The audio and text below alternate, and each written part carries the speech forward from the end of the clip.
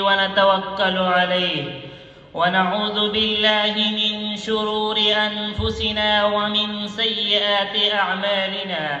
من يهده الله فلا مضل له ومن يضلله فلا هادي له. ونشهد أن لا إله إلا الله وحده لا شريك له. ونشهد أن سيدنا ومولانا محمدًا عبده ورسوله. أما بعد، فأعوذ بالله من الشيطان الرجيم. بسم الله الرحمن الرحيم.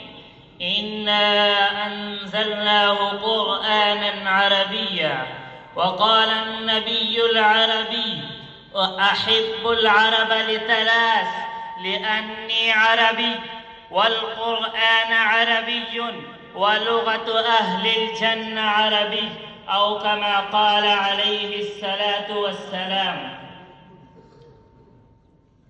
رئيس الحفل الكريم وضيوفنا المبجلين وإخواننا الأعزة والأساتذة الكرام، السلام عليكم ورحمة الله وبركاته.